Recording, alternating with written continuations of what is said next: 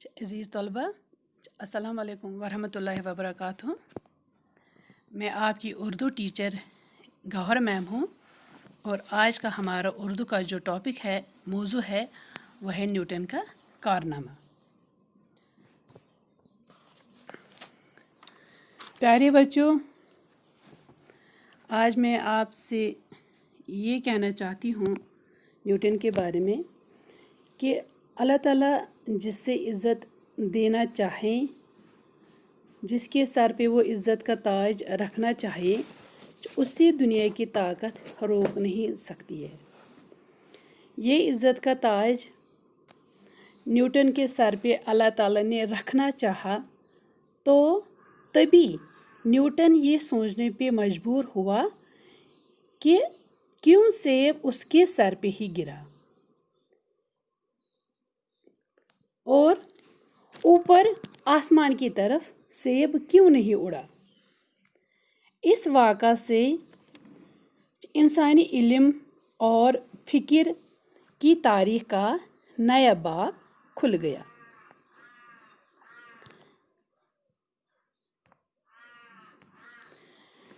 پیارے بچوں، نیوٹن سے پہلے گلیلیو، وہ بھی ایک سائنسدان تھا، گلیلیو اور اس کے شاگردوں نے سائنس کے میدان میں بہت سارا کام کیا ہے، یعنی کہ انہوں نے سائنس کو ایک مضبوط اور تناور پودا بنا دیا تھا۔ اس کے بعد نیوٹن نے اپنے زمانے میں ریاضی،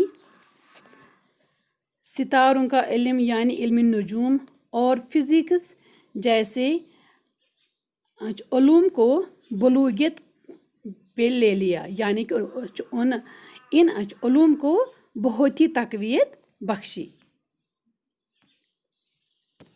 پیارے بچوں، 1642 عیسوی میں روم کی جیل میں جب گلیلیو بند تھا، جب وہ قید کی زندگی گزار رہا تھا، تو اسی زمانے میں انگلینڈ کے ایک چھوٹے سی گاؤں لنکن شائر میں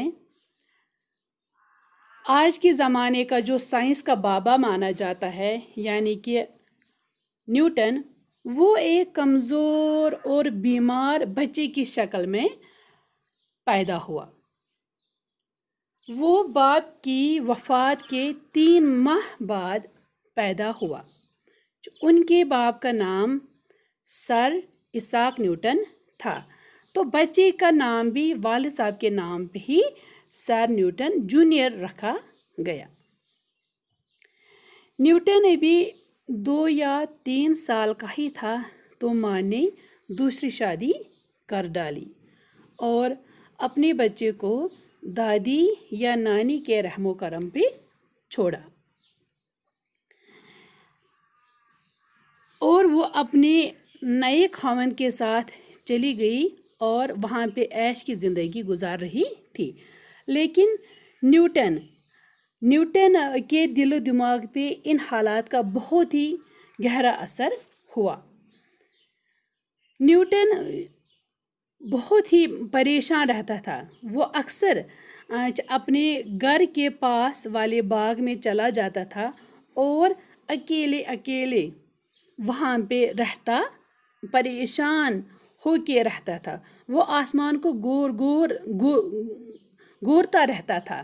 لوگ اس کی حالت کو دیکھ کے کہہ رہے تھے کہ یہ کھویا ہوا انسان ہے، لیکن یہ کھویا ہوا انسان نہیں تھا، یہ دراصل نیوٹن کو ماں کی جدائی میں یہ اثر ہوا تھا۔ اچھا، پھر اس کی ماں واپس آ گئی، پھر اس کی ماں اپنے نئے بچوں کے ساتھ واپس آ گئی اور نیوٹن کو اپنے پاس بلا لیا۔ اس وقت نیوٹن کی عمر 14 برس یا 13 برس کی تھی۔ تو بچوں، آج کا ٹاپک اتنا ہی، تو انشاءاللہ کل ملیں گے، تو جب تک کے لیے اللہ حافظ۔